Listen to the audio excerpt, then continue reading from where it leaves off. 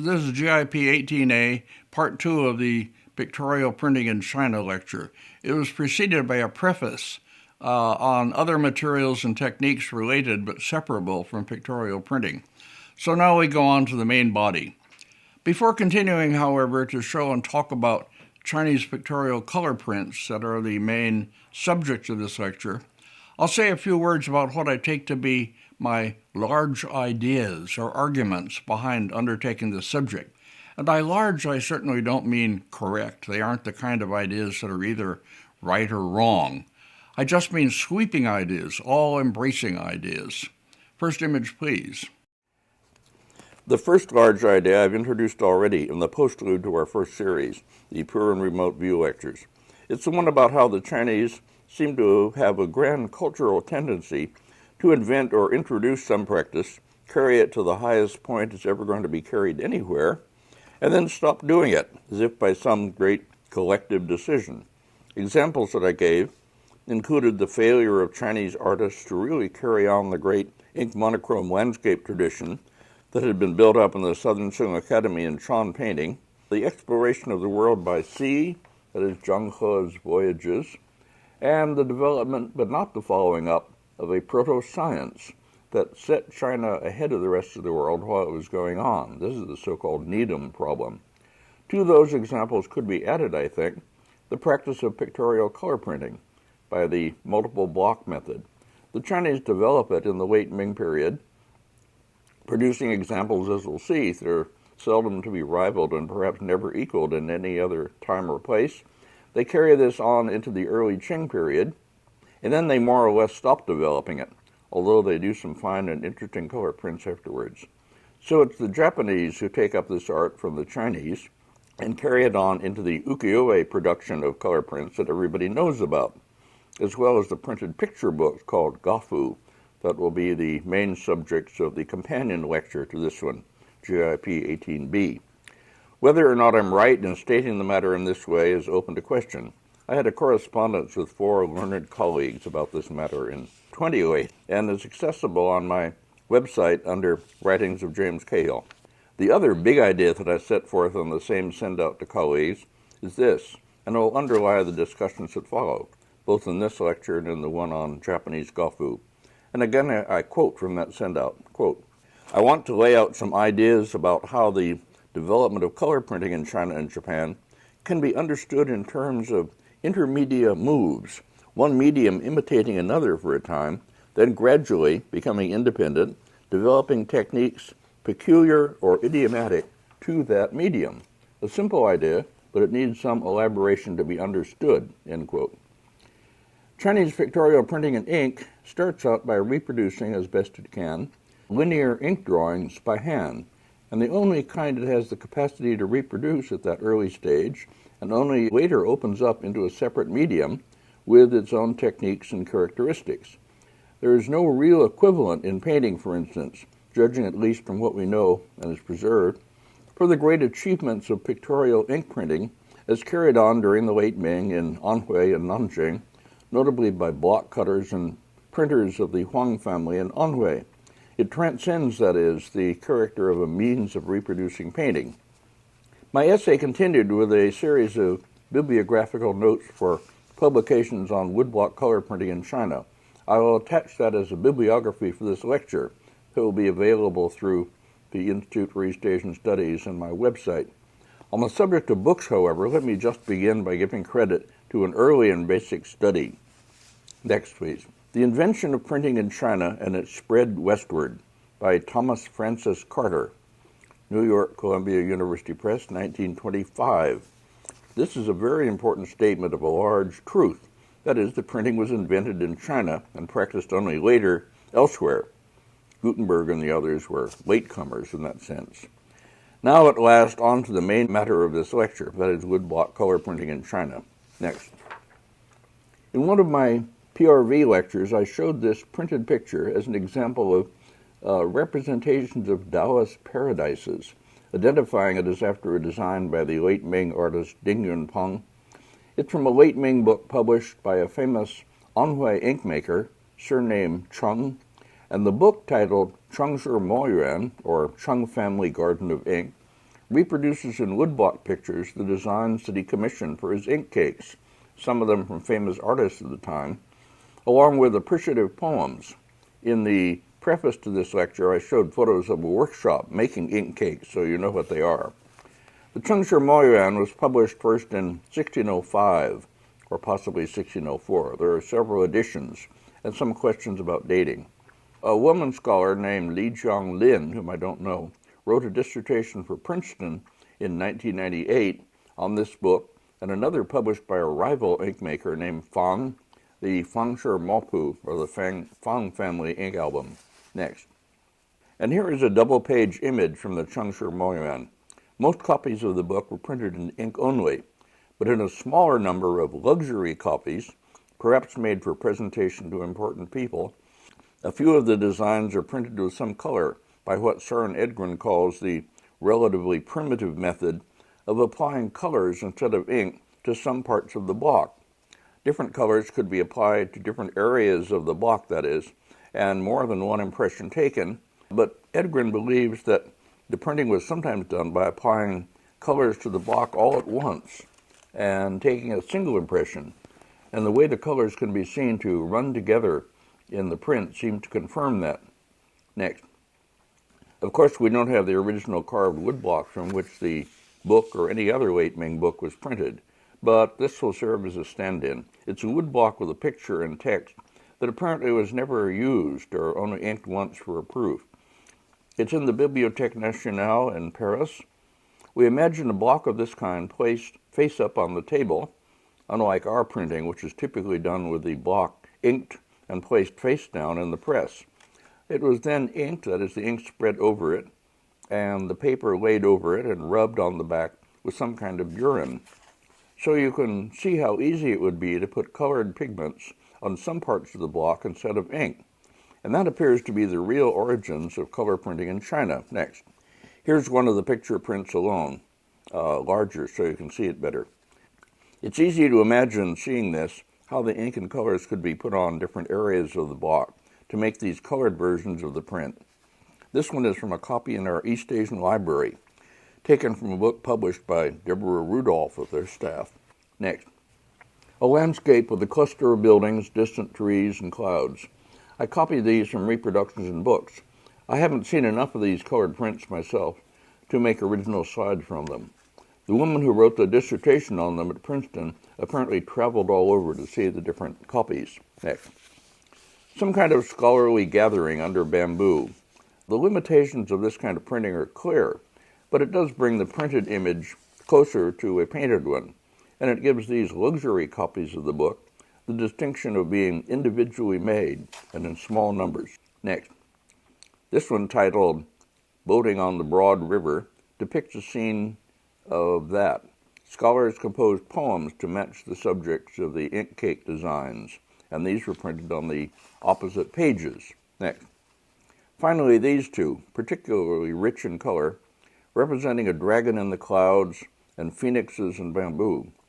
I'm not identifying collections or sources, because those are all given in the essay on my website. In reading discussions of the technique used in making these, you'll find different views, as I say. Those who think the colors were applied to the block successively and the paper put over it and rubbed over and over, or Søren Edgren's view that the colors were all applied at once to the block and a single impression made. Bolstering the latter view are some overlappings and runnings together of the colors. I'm going to stop. Okay, continuing. Next, please. The next step was to make separate blocks for the different colors and use them to print the colors, one after another, onto the piece of paper. And this is the technique used for the rest of the history of woodblock color printing in China and Japan. I've watched it being done at Rongbaochai, the big sales outlet for prints and paintings located on Liulichang in Beijing. And both our delegations in 1973 and 1977 were taken to printing establishments to watch demonstrations of it. This diagram shows the basic mechanism: a table with a slot with multiple sheets of paper hanging down in it. And these are pulled up one by one and placed over the block and imprinted with that color, and so on, through multiple colors. In the late Ming books, there are only a few colors used, 3 or 4 typically. But as time goes on, more and more blocks are used and new techniques developed for printing that isn't just colored line. Next. It isn't easy to establish priority among the color woodblock pictorial printings of the late Ming for this multi-block process, but one of the Shibui erotic books, which I'll talk about later, is a group titled Fengliu Zhuichangtu, with a preface dated 1606, is a strong candidate.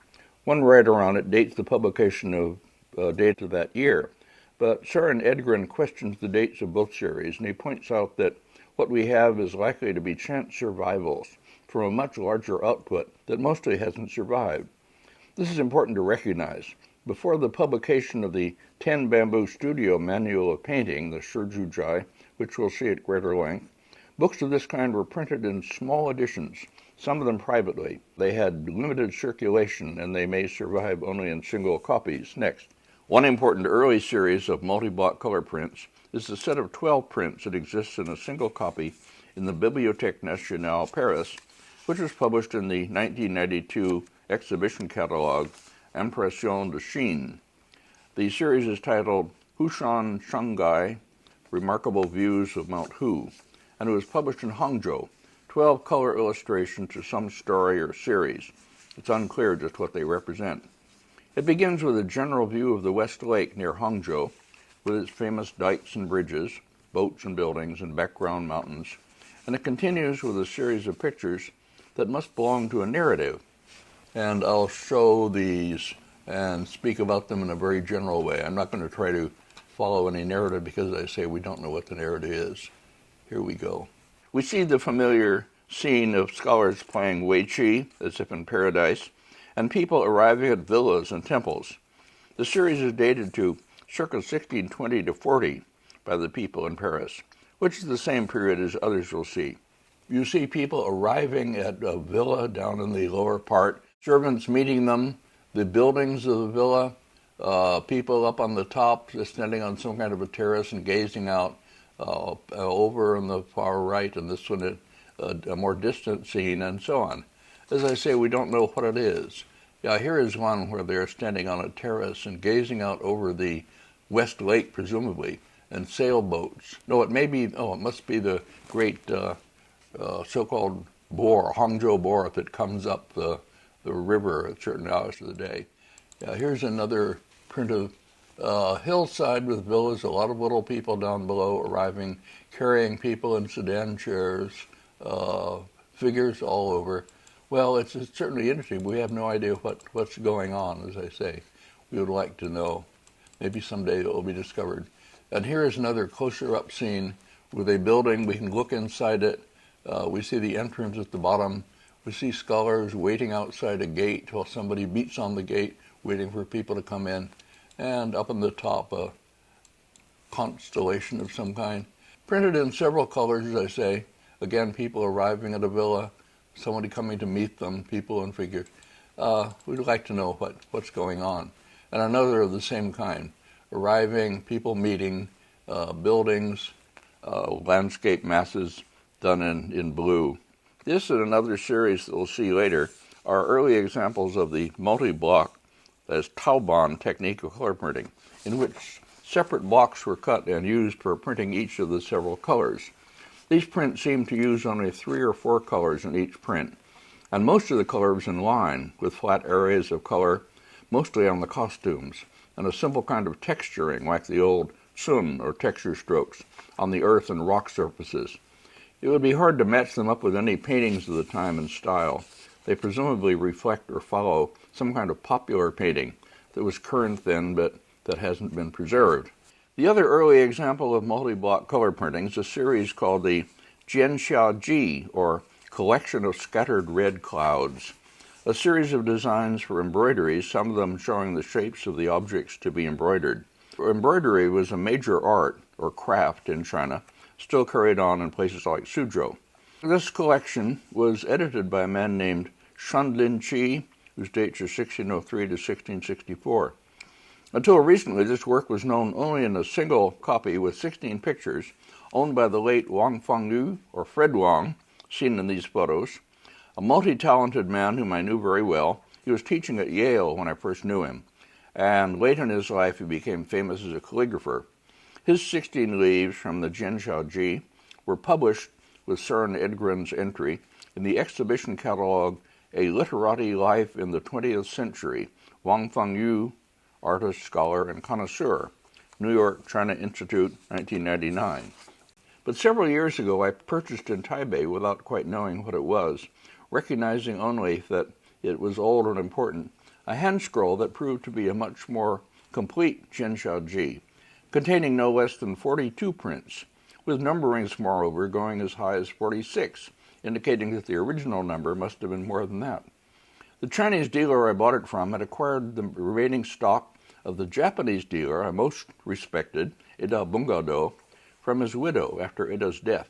Here you see Ida and myself when I paid a late visit to him, when he was quite an old man. But all my time in Japan, I visited him often. The Wang copy had also been preserved in Japan. The prints in this more complete series are not equal to the Wang Fengyu prints in clarity of printing or brilliance of color, but they still make up a valuable repertory of late Ming decorative designs. The hand scroll containing these prints was purchased from me by Christopher van der Berg of the Mubon Foundation in London, and he has plans to publish it.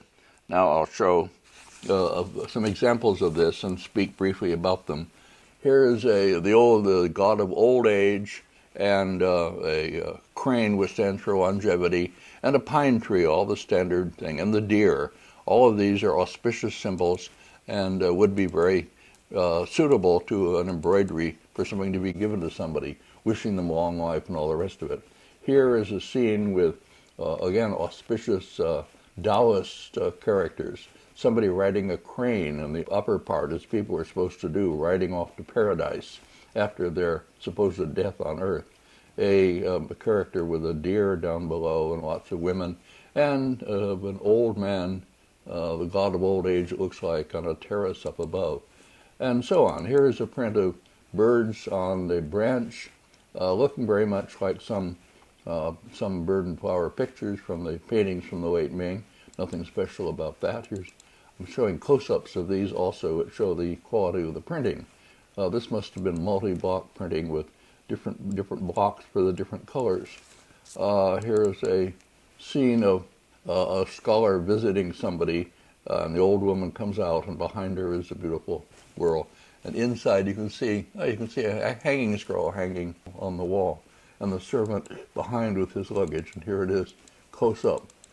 Here in a round frame. Well, I'm not quite sure what it is, but anyway, this is a scene from some kind of story. Scholars and beautiful ladies and so forth, and willow tree and the rest of it. So anyway, all kinds of popular themes which women of the time would embroider. You can imagine, my God, somebody embroidering all these onto cloth. Anyway, it's a valuable and interesting example of late Ming color printing, which was not previously known. And here is a picture of two squirrels, okay? And here, the last one, this is the one that is in rather better printed, must be from the Wang Fengyu copy.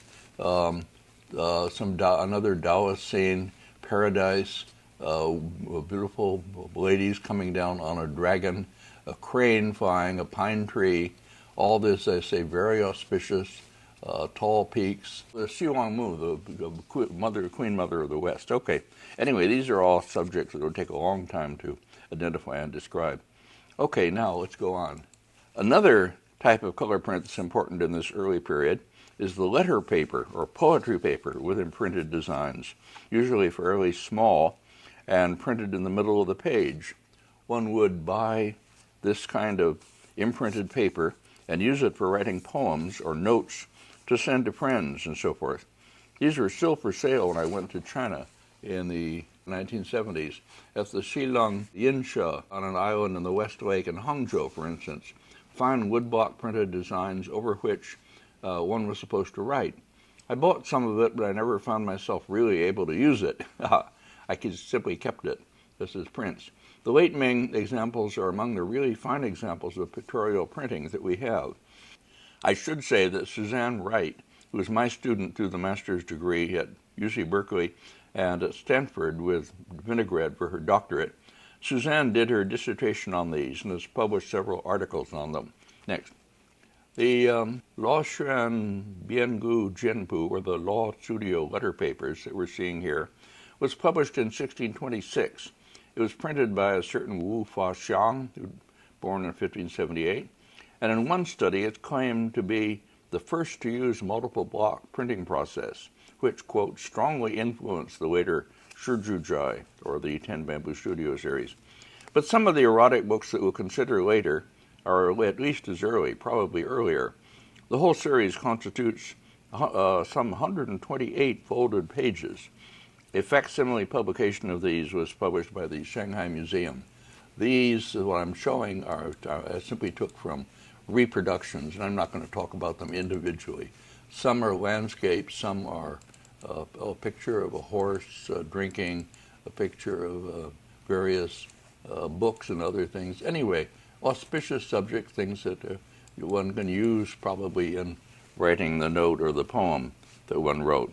Mostly these are from reproductions, I say. I don't have good original things.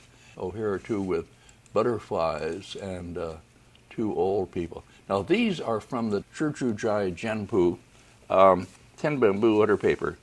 The other major letter paper series from the late Ming period is the Shizhuzhai Jianpu, or 10 Bamboo Studio letter papers, which a series that was published and printed in Nanjing by Hu Zhongnian in 1644. I can show images from the originals, slides that I made in the Palace Museum in Beijing, when a series of these from their own holdings are on view. Again, they are designs of high sophistication, printed often lightly on paper that was to be used for writing poems and letters. They were produced, as I say, in Nanjing in 1644, at a time when that city was already living under threat from the Manchu invasion, which ended the Ming Dynasty and ended with it the great cultural florescence of Nanjing in the following year, 1644. The letter papers testify to the level of taste of the people for whom they were intended, and to the self-confidence these people must have felt in overlaying their calligraphy and their poetic or epistolatory sentiments upon such exquisite grounds. I'll talk about a few of them. Here is one showing an old man seated, leaning over, with his shoes off. Here is one of an herb seller walking along with his herbs over his shoulder. And let's see, then another seated man. Yeah, the old herb seller walking with a patched robe. And here's one of a rock, and they were auspicious and pleasant subjects. Here's a quite wonderful one of chrysanthemums and rock, recalling, of course, Tao Yuan Ming. And here's one of a phoenix, sort of breathing out air. In each case, I show the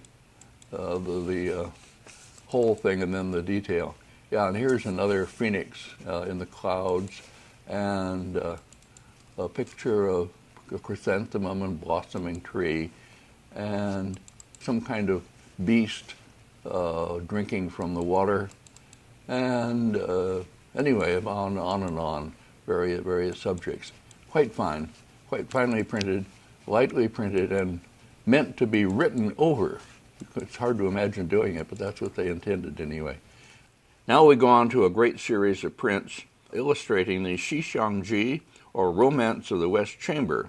The series of prints was published in 1640 in Nanjing by Min Qiji, a publisher who is also known for other printed works. This series of illustrations exists in a unique copy in the Museum of East Asian Art in Cologne. I saw it many years ago, and again several years ago when I visited that museum for a few days and made color slides from it with details, which I'll be showing. The images from my slides aren't perfect, but they show a lot more than the printed reproductions that are ordinarily available. The first and the best publication of the album or the series is Edith Dittrich, Dittrich, Das Westzimmer, Xixiangji, Chinesische Farbholzschnitte von Min Qiji, 1640. The Romance of the West Chamber, Xixiangji, Chinese Color Woodcuts by Min Qiji. Cologne Museum für Ostasiatische Kunst, 1977, Museum for East Asian Art. I once found myself sitting next to Edith Dittrich at a conference, and reading her name tag, I gave her some praise for her publication. She was very pleased because, as she told me, she wasn't a fully trained scholar herself and hadn't been noticed much by her learned colleagues. There's also an article about it by Dawn He Del Banco in Orientations magazine for June 1983. Dawn He Del Banco is the daughter of Weigam He, and she was a graduate student at Harvard in 1978-79 when I was there as a Norton lecturer, and I was her mentor. Later she married Andrew Del Banco, who has become a noted writer, and I haven't heard much from her. She may have given up scholarship. Too bad. Next, please. The story of the West Chamber of the Xishangji is a scholar beauty romance in the form of a drama written by Wang Shifu, 1250 to 1300. There was a great production of it, by the way, presented in parts over several days by a Shanghai company, produced in New York some years back. Xingyuan and I saw some parts of it. The main characters in the Xishangji are Zhang Sheng, or Scholar Zhang, a promising student aspiring to become a scholar official, and Cui Yingying, a beautiful maiden, along with her maid Hongyang, who becomes a major figure in the drama. The two lovers meet in a temple. They fall in love at first sight, and after a series of thwarted attempts, they end up happily marrying each other. After Zhang Sheng, or Scholar Zhang, has passed the civil exam as the top candidate, of course. There are a lot of complexities and difficulties before they arrive at a happy ending, but they don't concern us.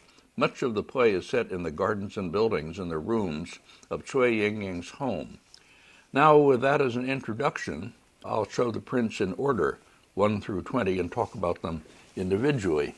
Here is Xishangji by Bin Shiji, print number 1, and is done in the form of a hand scroll. And you can see the rolled part and the title at the right, and then the design itself, and then kind of what looks like a signature and seals that were at the left. And this shows a long-distance scene showing the temple at which they're going to meet before they go there. And it shows them, I guess this is Scholar Zhang down at the bottom, traveling toward the temple. And here is a detail of it. Well, I won't talk about the details so much here until we get to some others. This is just a fairly standard, good landscape scene with the temple at the side. The second here. Now this is a kind of glass bowl, like a fish bowl, I guess, and the stand for it behind. And here we see the meeting between the two of them in the garden. Scholar Zhang, his hands in front of him, and the girl, and the garden rock behind, and then over on the other side you see the bad guy with a beard. I don't remember the story well enough to explain to you just what's going on, but anyway, here are the detail of it. This one is just in black and white, except, of course, the stand behind it is printed in red, and a little dog over on the lower right. The third of the Xishangji is butterflies, and it's like a double book page, I guess is what's intended, and very beautiful shaded printing, as you can see, especially in this detail, shaded on the leaves and on the wings of the butterfly. You understand this has to be multiple block printing to achieve anything like this. It's highly refined and must have been done only in a few copies. We're very fortunate that even this one managed to survive.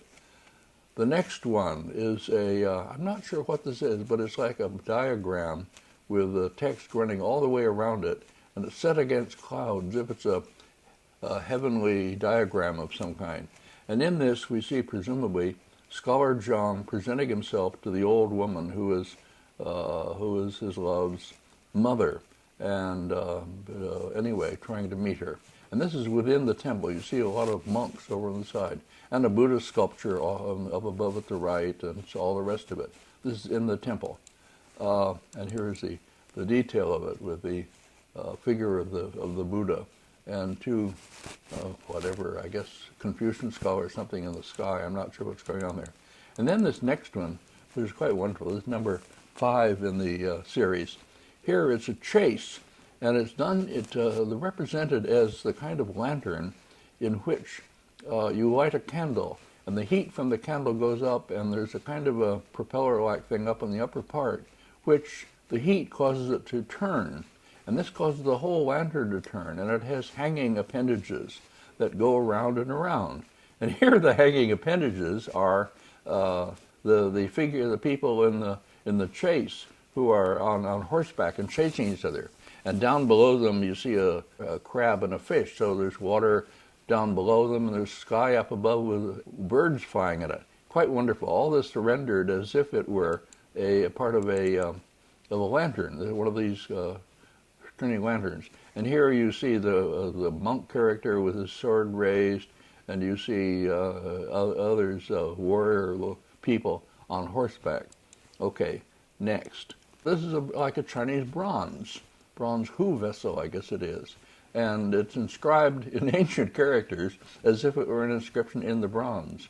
And this is, of course, the heroine of it, and somebody has taken the lid off the bronze, and there she is in color, and the bronze is printed just in green, as it should be for a patinated bronze. Then the next scene, here's the scholar and the lady are meeting, and their maid Hongyang down below. This is just seen as I'm not sure what's intended here, just an illustration perhaps. It's not a particular type. Yes, here we go. But they're standing on a quite beautiful rug, and various things in it are done in great detail. And she is handing him a cup of tea or something like that. And here, this is a famous scene and quite wonderful. This is the scene where she is reading a letter from him. She and the maid, Hongyang, is watching her, and you see the woman in a mirror which is placed on the table in front of her. You don't see her. She's seated behind the screen, but you see her in the mirror, and you see her reading the letter. So we are gazing at a mirror, and we are seeing in the mirror the lady, and meanwhile Hongyang, the maid, is looking around the screen. It's all very intricate as far as lines of sight and who is seeing what. And meanwhile you have a landscape painted on the screen, which gives a certain depth with the trees and the waterside pavilion and the fishermen, the standard things. Okay, that's very intricate. Oh, and then there's a wonderful one. This is one in which Sui Yangying and her maid are over at the left on the pavilion of their part of the mansion. And Scholar Zhang is over at the right. And they're both gazing into the pond, which is between them. And there's a bridge down below that brings them together. And lily pads, water lily pads on the water and so forth, and a willow tree up above, and clouds in the distance, etc. Well, what's wonderful is that you don't really see him because he's behind a rock. A large rock rises from the wall. You don't see him, but you do see him in his reflection in the water down below. He's looking over and looking down into the water. She is looking and seeing the reflection and also presumably seeing him. And then down below all of that, you see a round white thing, which is the moon in the water.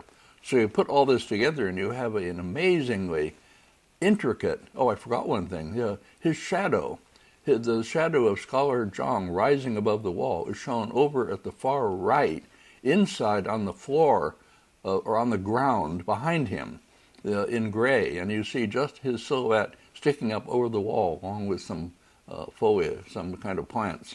Well, you have an amazingly intricate pattern of sight lines and images and things seen and not quite seen. And oh boy, nothing, it's amazingly sophisticated. Yes, here's the detail with him looking down or seen behind the rock or seen a little bit through the rock. There's a hole in the rock and you see part of his body through it. And you see the moon down on the lower left, as I say. And it looks as though he's dropped a book or something. No, and I can't do that. Anyway, she's looking down into the water and holding a branch, is he? No, the blossoming tree is growing behind the wall. And then you see his shadow over on the right. And here she is with her with Hongyang behind her, gazing down into the water and seeing him. So they are dreaming of each other, seeing each other.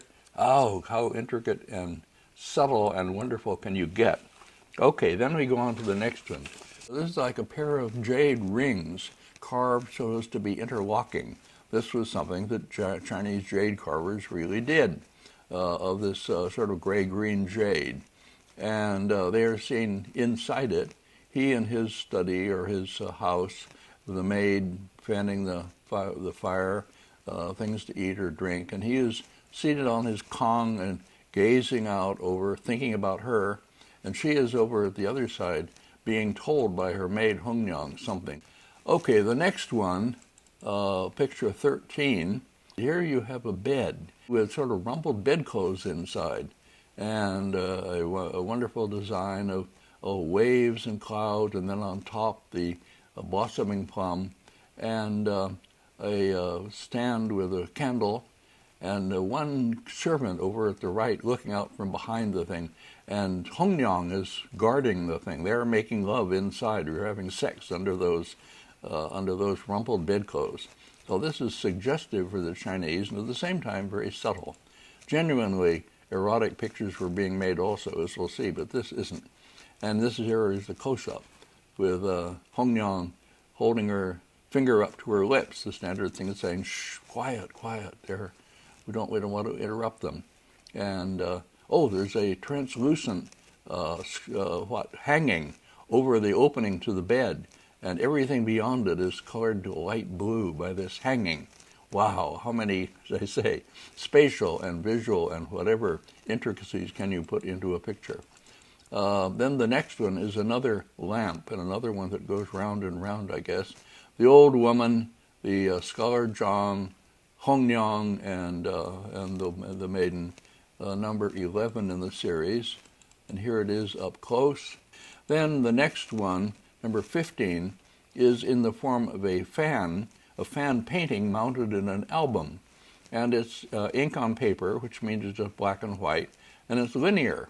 And it continues the story. I'm not going to try to tell you what's happening, but Scholar Zhang has to go off and get his degree and get various things before he can win her. Now, this is the famous scene. The servant is up in the upper left. This is in the form of a screen, a 6-fold screen. And the left side is sort of turned toward us, the left panel, the far left panel, so that we read the inscription on it. And the rest of it is the picture as if painted on the screen, just an ink on paper. And it's the interior of their house and the maid and the woman and so forth. Okay, then the next one. This is another of these spatially rather intricate ones. You see Hongyang and her maid in their house through a hanging bamboo blind, which is translucent. You know the sort with fine strips of bamboo. Well, you can still buy them.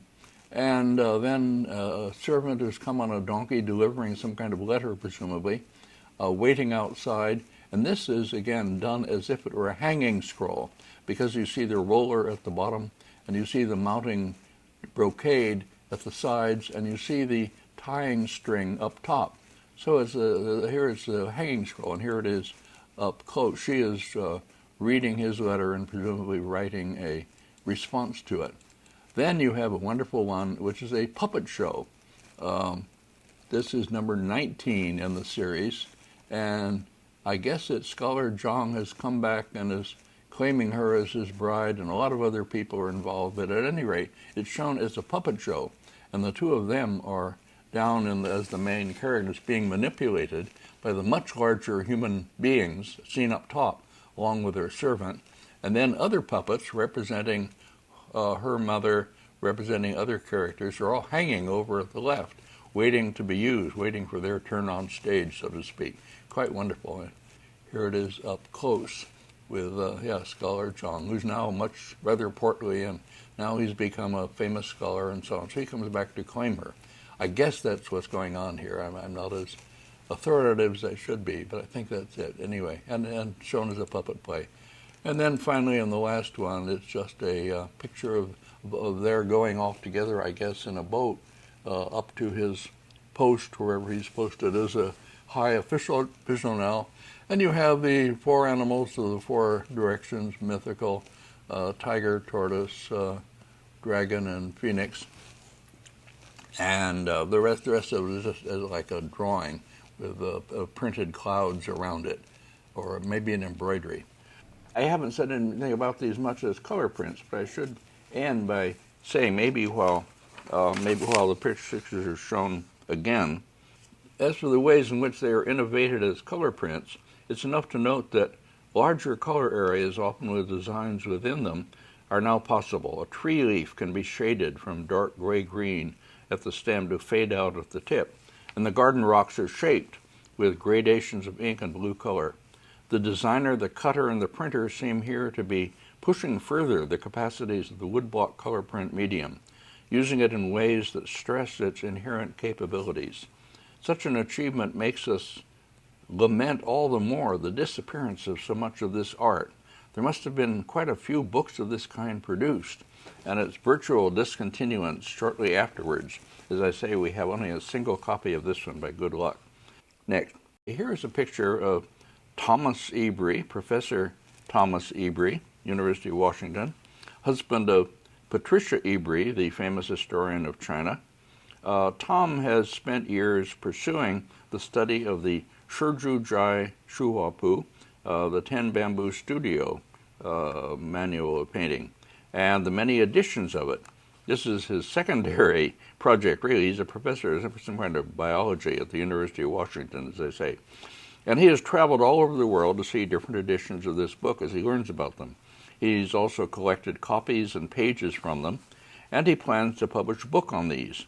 And meanwhile, he's published an essay in the volume from the symposium that followed the British Museum exhibition. I talked about that, I think, in my earlier thing. What I will say about the leaves as I show them will be ill-informed and amateurish. I myself have never studied these books in the way that Tom has, and I can only make amateurish comments on them, which will make Tom wince if he ever watches this. But let's get on to look at them anyway. Tom Ebrey, good friend, someone I respect very much. Okay, here we go. Now here to begin with are two double leaves from different editions of the Shizhujai, which I'll use to represent different editions of the book as I talk about it. They're copied from the book Impression de Chine by Cohen and Monet, an exhibition of Chinese printing, with examples in the Bibliothèque Nationale in Paris. And these are both from copies in their collection. The Shizhujai Huapu 10 Bamboo Studio Painting Manual was printed and published in Nanjing by Hu Zhongyan, dates 1582 to 1672, and reprinted numerous times, many reprints of the Shizhujai. And you can see, let's see, already in these, the different printings, the different periods, differently inked blocks, and so on. The next two, please. Three, actually. I have three pictures of pomegranate to be shown, I guess, one after another. Another pair of double leaves from two different editions, first of all. These are taken from the exhibition catalog, Les Estampes Chinoises. These two illustrate the difference between a fine early printing and a later inferior one. Copies of the 10 Bamboo Studio are fairly common, or at least they were when I was collecting books, and I myself have a pretty good edition, but far from being a really early one. For good early ones, you have to go to places like the Nelson Atkins Museum in Kansas City, where early copies of these books that Larry Sickman bought can be seen by special appointment, or to museums in Europe and China and the U.S. that treasure them. Well, here you can see, as I say, how the same block can be differently inked or colored in different periods, and how the prints, although made from the same block, can be extremely different. They can be decades or even more apart, and according to different printers who use the blocks over and over. And the blocks also become more and more worn, and from the wearing of the blocks and various nicks and breaks in them that appear in the later editions, you can get some idea about dating them. And that's the kind of thing that Tom has been doing. Beyond that, I'll show a series of leaves without commenting on them much individually. As I say, a few things about the series as a whole. Yes, so we'll just look at them one after another freely as I talk. The Shizhujai Shuhuapu, although it was produced by the same publisher as the Shizhujai letter papers in the decade before 1644, is a more extensive work of quite a different character. The albums that make it up take the same form as painting albums of that time that were devoted to particular types of subjects, and the printing techniques are unabashedly imitative of the techniques of brush painting, as if the woodblock medium were being used simply to reproduce, better than any printing techniques had done before, actual paintings by artists of the time, and the signatures and seals of those artists appear on them as further testimony to their authenticity, so to speak. As color prints seen in this light, they are splendid. This and the Xixiangji illustrations are probably the finest surviving works of Chinese woodblock color printing. Fortunately, the Shizhuzhai Shuhuapu survives in many excellent copies, with a complex history of reprinting that I won't attempt even to sum up.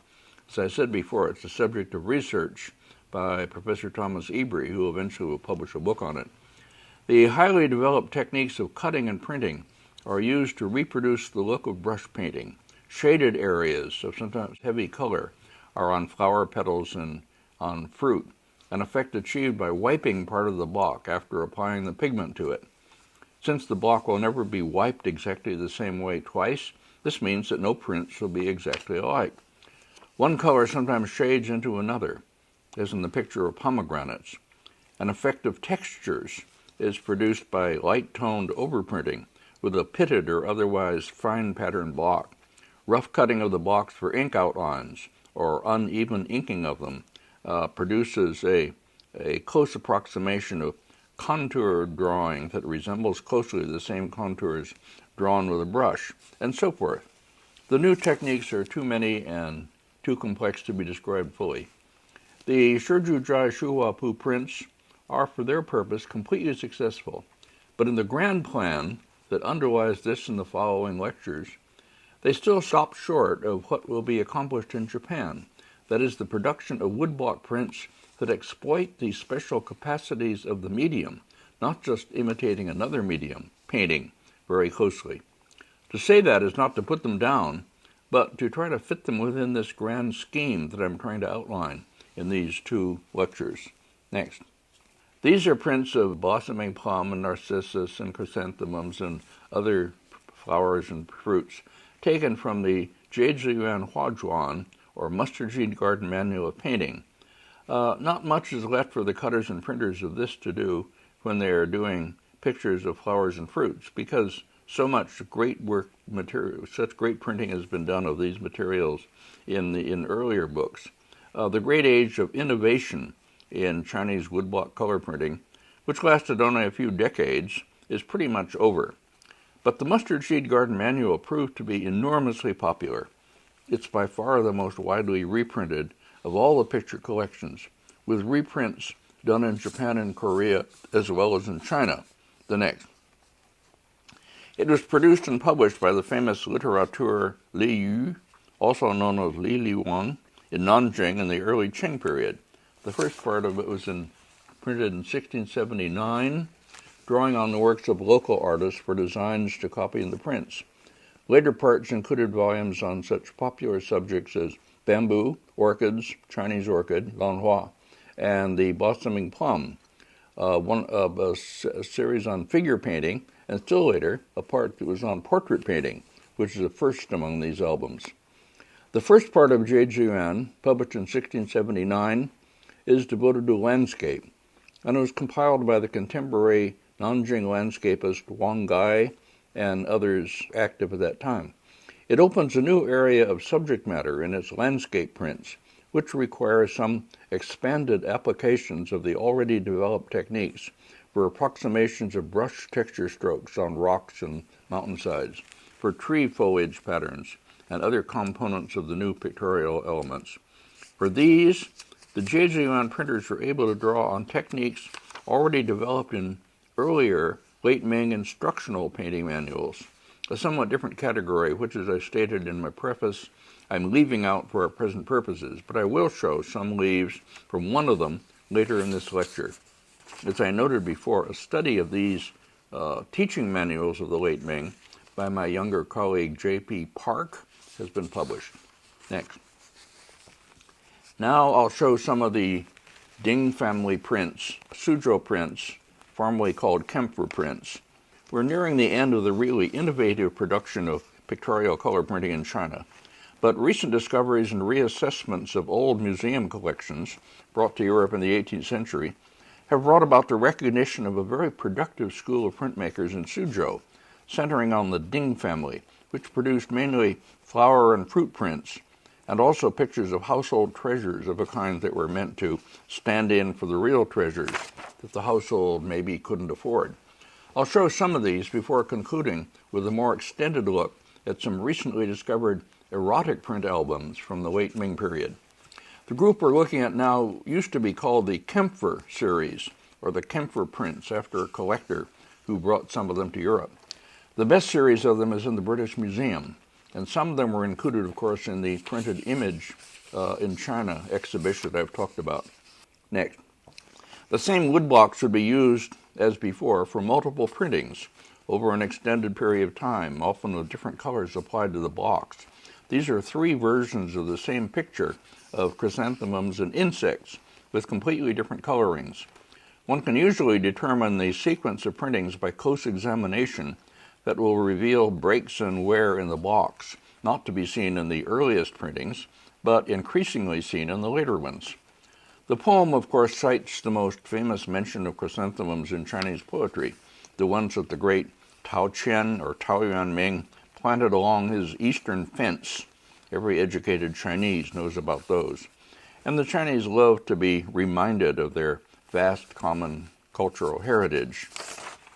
I listed in my text, and I have illustrations for them, books that are published still later, 18th, 19th century, even to the early 20th century, but they don't add much of anything to what's already been achieved in the series that we've looked at, and I'm not going to show them or talk about them here. For the purpose of my arguments, the great period of woodblock color printing was over with the Jiezhiyuan Huazhuan and the early Qing, and some of these prints that I'm showing now. Okay, next. At least that was true until the British Museum exhibition of 2010, titled The Printed Image in China, organized mainly by Clarissa von Spee. Exhibited, published, and discussed in that exhibition and its catalog, catalogs number 24 through 29, are 6 prints chosen from a group of about 70 that they own that once belonged to a certain Sir Hans Sloane, S-L-O-N-E-E, who died in 1753. So the prints must be earlier than that, early 18th century. They are thought to have been produced in Suzhou, and they testify, like the other prints I've shown, that survive only in single copies, to a very spotty representation that we have of early Chinese pictorial printmaking, chance survivals, that is, out of a huge production. This is unlike the ukiyo-e prints of Japan, which were collected and preserved from a much earlier time. The Chinese literati class's scorn for nearly all popular and lower-level cultural products saw to it that these, like so much else of Chinese culture that didn't belong to their male minority, had been largely lost, that is, through the efforts of the literati. I've somewhat turned against them in my later life. Next, please.